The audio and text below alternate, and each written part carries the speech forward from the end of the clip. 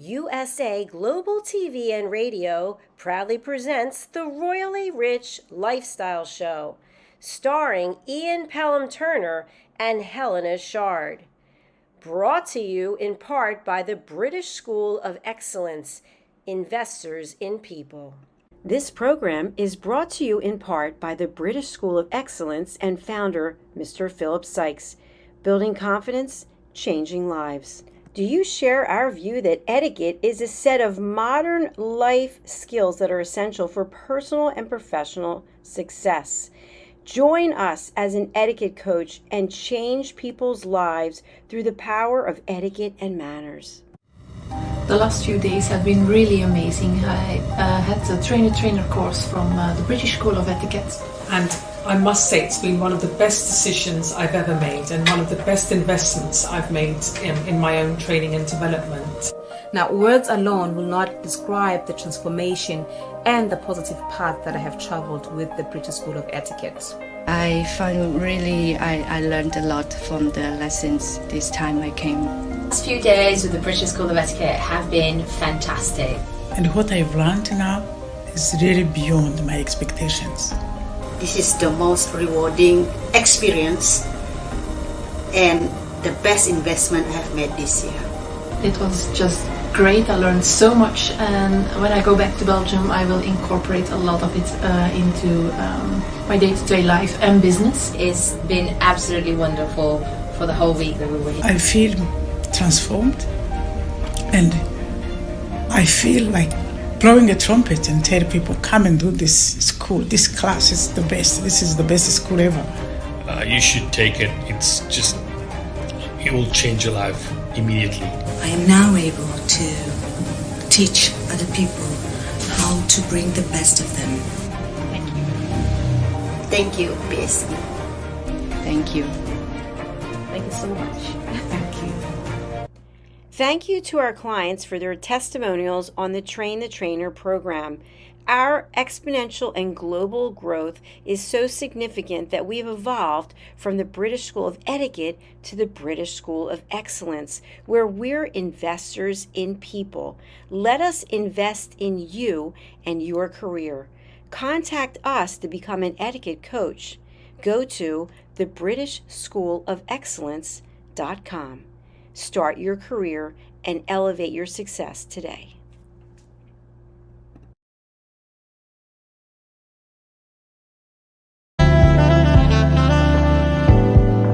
Welcome to USA Global TV and Radio, where our mission is to provide education, entertainment, hope, and inspiration.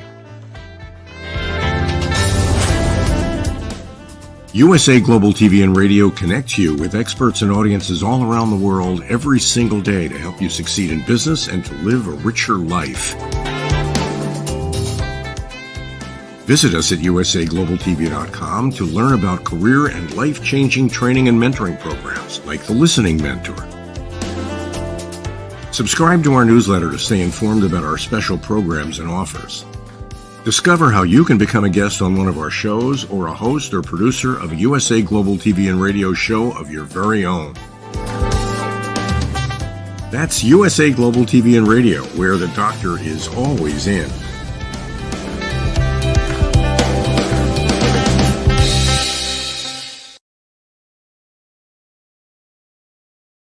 Hello and welcome to another Royally Rich Lifestyle Show with me, Ian Pelham Turner. And me, Helena CHARD. Well, it's another great day on ALB UK television. Let's roll the titles and let's get on with the show.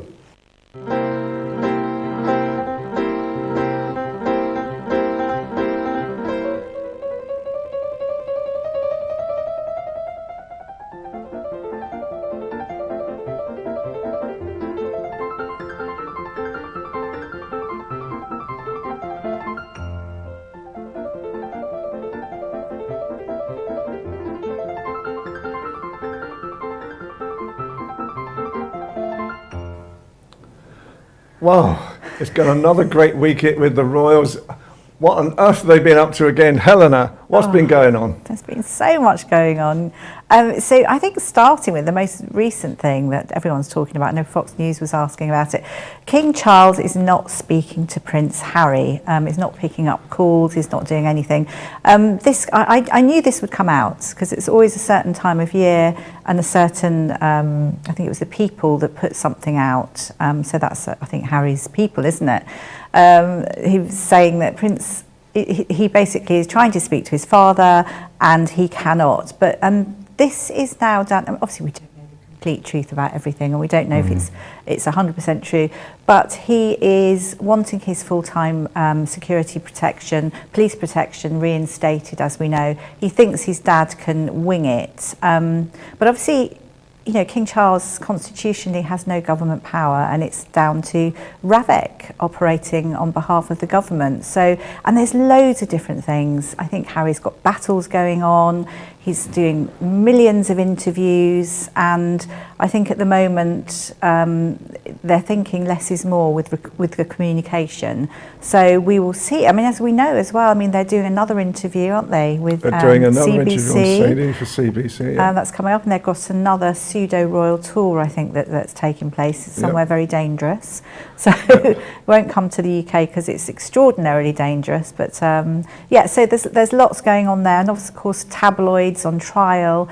Again, there was lots going on there. So I don't know. There's a lot of blame game going on, but I think the interview is on Sunday, so we will wait and see. Let's see what happens. Absolutely. But also, Prince Harry is about to inherit a huge amount of money, and this is courtesy of his great-grandma, who was incredibly funny. She was so funny.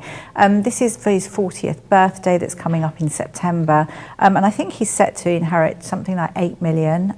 There's money that's been put in trust for all the grandchildren, including William, and it was put in trust in 1994, so before she passed at the age of 2002, at the grand age of 101. But everyone's been talking about how sad she would have been because she absolutely loved Prince Harry. They had such great sense of humour, and they used to do Ali G skits with each other, and it was really, really great fun. So she'd be so disappointed to see almost like history repeating itself. And I suppose by saying that means Edward and Simpson. But, you know, let's just see what happens. It's extra money, and he gets actually more than Prince William, which is unusual, but that's all to do with the fact that obviously William and the Duchy of Cornwall, he sets to make money from the private estate, whereas Prince Harry doesn't. So it's a difference in the allocation of monies, which I find very interesting. Well, I think, you know, the reality with all of this is that they've all got another big payday between them all at the moment. And huge amount. let's come back together. That's my message. Let's get them all back together again. I think it will take a while. It's going to take a while. I know. Absolutely. And obviously King Charles, I mean, there's lots of talk, isn't there, about King Charles wanting everybody, that's the public, to be able to connect with the palaces and the castles, and making everything more public, which is fantastic. And in fact, even Balmoral into a museum, which will be very interesting. So one of the things at the moment is King Charles is opening one of his favourite Scottish retreats, and that's for private dinners this summer. A unique chance to enjoy this dining experience at the Castle of May. Now, I would love to do this, I have to say. Something for us to do, I think, Ian. We'll have to take a wander to Caithness. Apparently, groups of 12 can take a champagne tour of the 16th century castle and enjoy a bespoke 3-course meal made by a local chef, so it sounds very delicious. Dinner served at the King's table, in the dining room, which His Majesty normally uses, and obviously an option of a whiskey and gin tasting as well. So, and in the drawing room, and live music from the piper to follow. So, real authentic experience. I love the fact that things have been opened for everyone to try, which is great. And of course, people have always been able to stay at Granary Lodge on site, and that's open whenever King Charles isn't around. So. And following on as well, we were talking about the late Queen Mum, who's so funny. She bought the castle in 1952. It was gifted to Queen Elizabeth May Trust in 1996. And it attracts so many visitors. And obviously now monies go to the King's Foundation, which is all great great news, and offers lots of educational courses. Something as well, we love Princess Diana, and I know Ian's taken some lovely photographs that we should show on the show again, shouldn't we? Some really beautiful ones. But I'm interested to know that Princess Diana's beloved Christian Dior bag, it used to be called the Choo Choo bag. It was launched in 1994. Princess Diana absolutely fell in love with it, and 2 years later they named it after her, in her honour. So it was then the Lady Dior bag in '96, obviously with Diana's blessing. And it was the most popular design. She had it in every single colour, and I think it was with her new sense of freedom.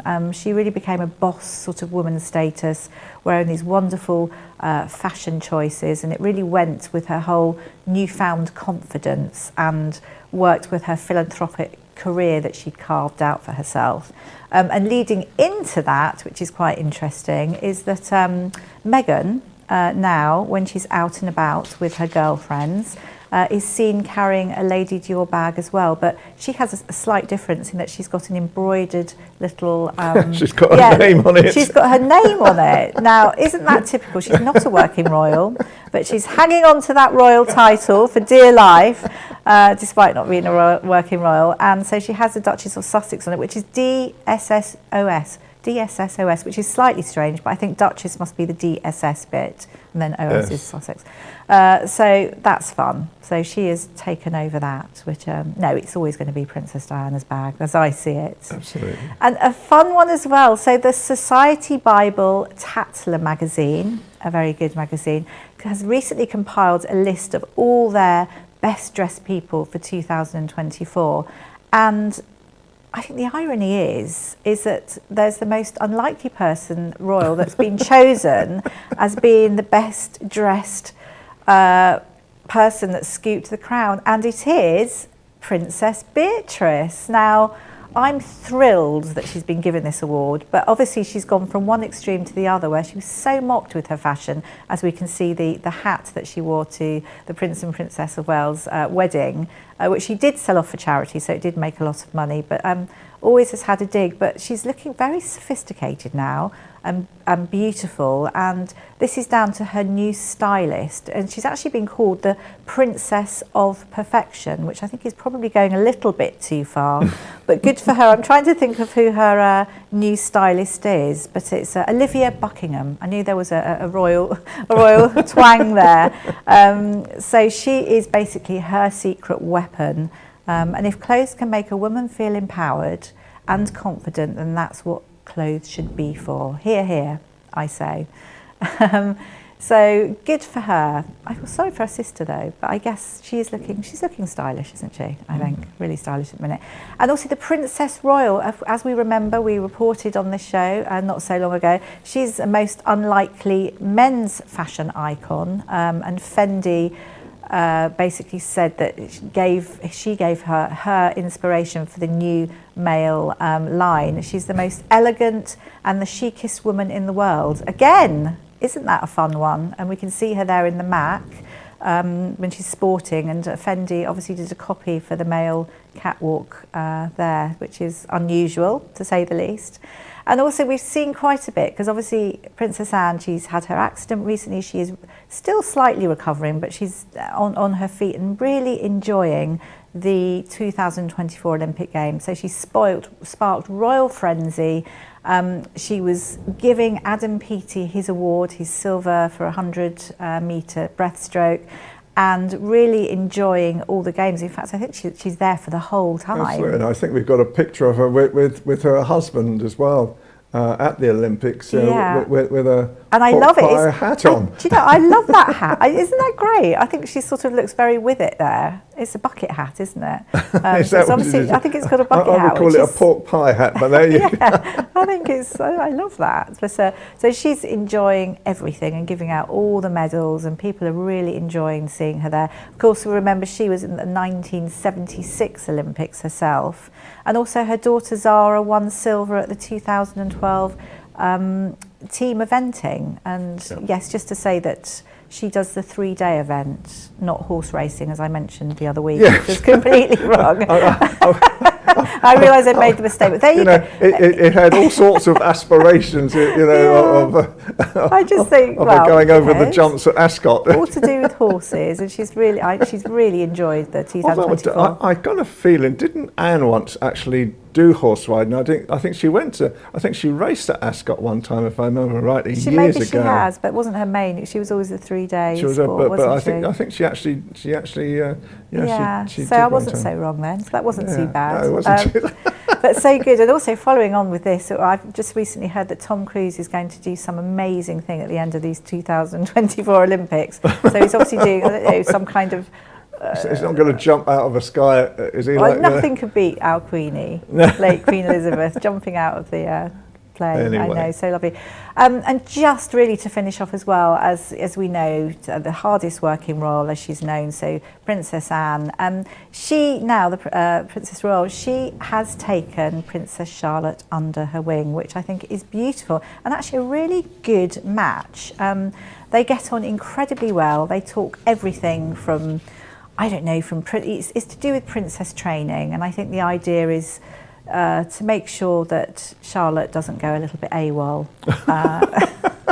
like father and uncle, William and Harry, and to put in the hard work so she understands. But I think so that Charlotte and Brave, they can really, it's a mutual respect, and I think no one could do it better than Princess Anne, and obviously Prince and Princess of Wales are absolutely thrilled. Fabulous. So there we go, Royal Roundup. Right, well, we're now just going to take a short break, and then we're going to see 2 videos today from the Royal Family channel. One is to do with King Charles, and he's in Scotland looking at some of the latest properties that he's been asked to view. And then the second one is the competitive nature of William and Kate. Stay tuned.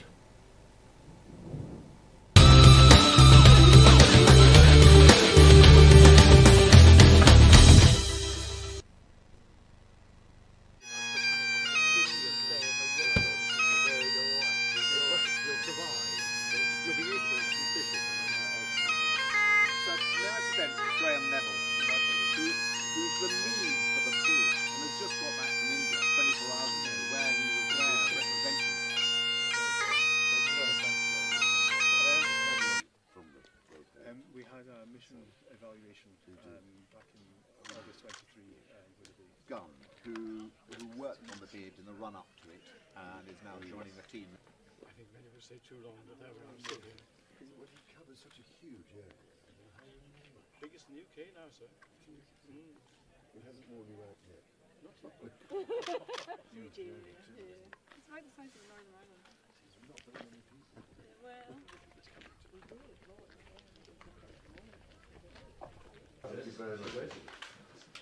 It's a product of many, many years' work from people like Andrew Bridget and many others. How good is it to imagine that? It's got everything. It's a lot in there, yes. We can give you more if you want. And it has all the details. You're all from Ireland. no one with Ham Council. And Rebecca Tanner, who's also with Ham Council. We're all wearing our team colours today. Rebecca's the coordinator. Not every. But it was recognised for the recovery as well. Yeah, as well as there's a significant amount. Some people are here, some people aren't. In each project, it's almost like you keep the projects built layer upon layer until we're here with this. It's fantastic. It's fantastic for the whole country. I got this a date. Yes. Thank you so much. Good work.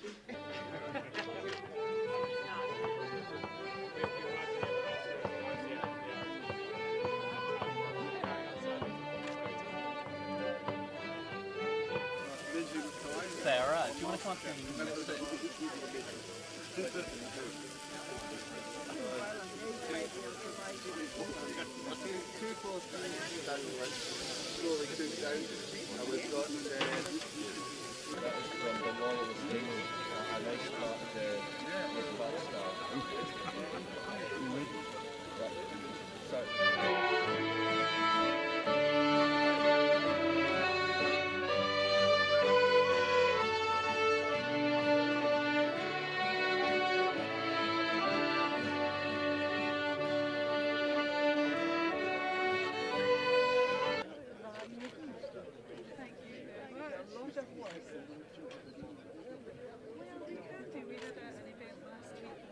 fun of the midges. No, challenge. But you might get somebody on the barbecue at the end of it. So where are you in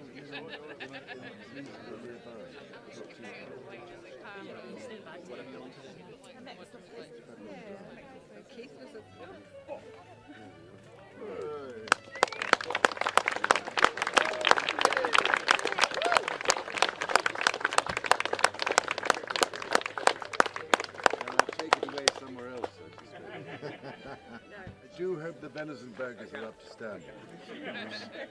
Covered in midges.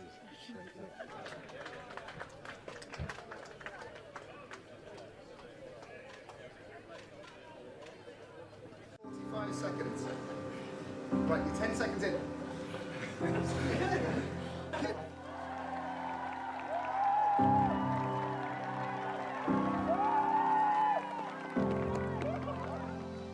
Set.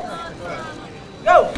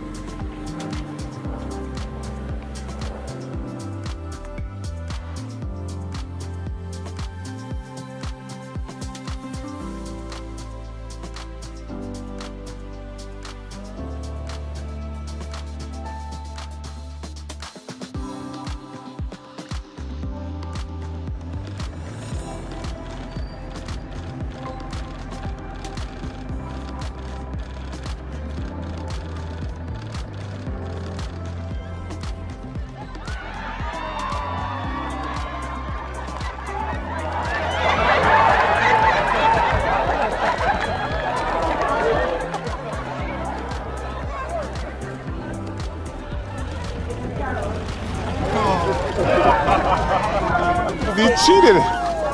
Cheated, but I understand when you're slow. I didn't trick. You got it. That's how it is. It's okay. You didn't trick. You did it. I'll get him back though. I'll get him back one day.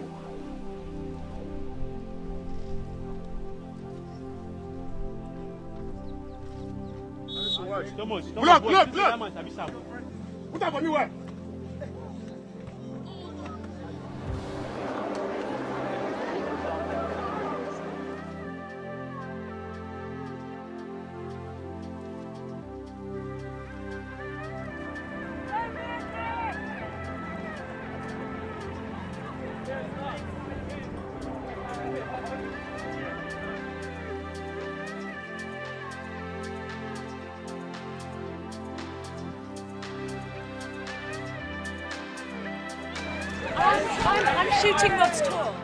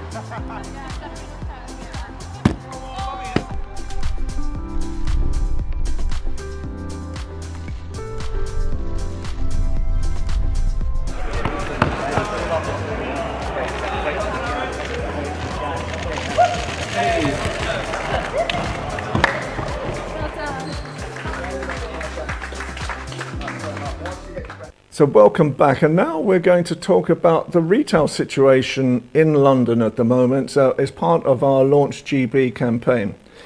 So first of all, retail at the moment is very important for producers and customers because it stimulates tourism. It's been estimated nowadays that London households spend £160 a week in retail. It provides 400,000 individuals and offers many part-time roles for work as well.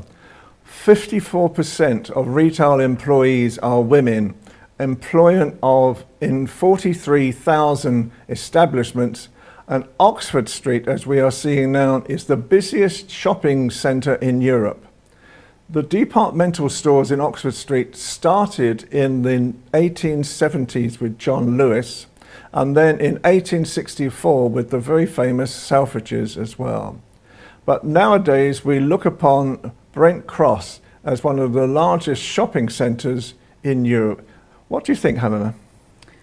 God, I just think, you know, we know Brent Cross incredibly well, and that was it sort of opened up first in 1976 as the first out-of-town retail outlet, and I have to say it's really pretty good.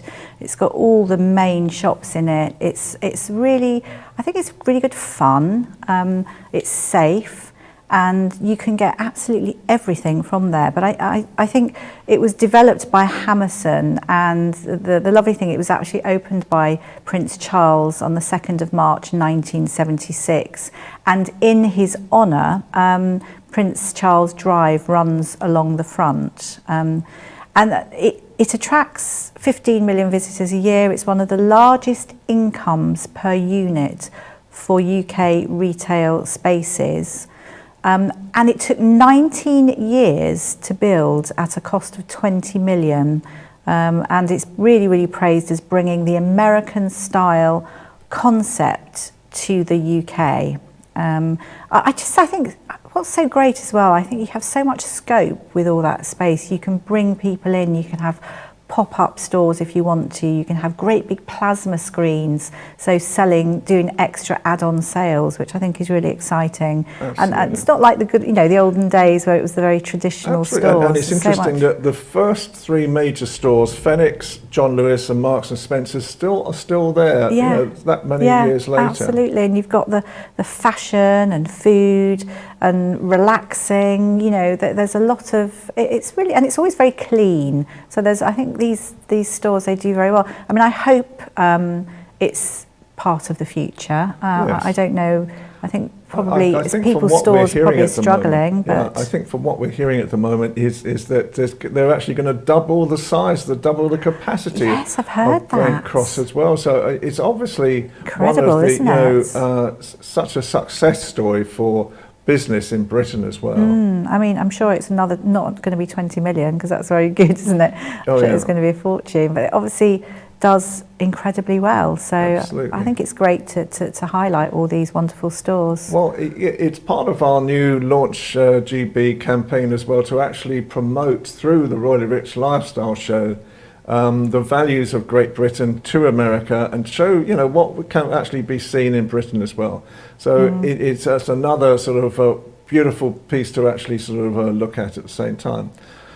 However, the show has come to an end again. It is a massive show today of the Royals, isn't it? We can't have come to the end, surely. We have come to the end of the show already. So it is one of those shows that I hope people will enjoy. So again, for me, Ian Pelham-Turner, I would like to thank, first of all, Helena Castrati and ALB UK Television, and also Dr. Jacqueline Kerbeck and USA Global TV and Radio as well, for all the support that they have given us to actually create such a great show as well. Helena, how do you feel today? Oh, I think, another great show. Lots and lots of royal.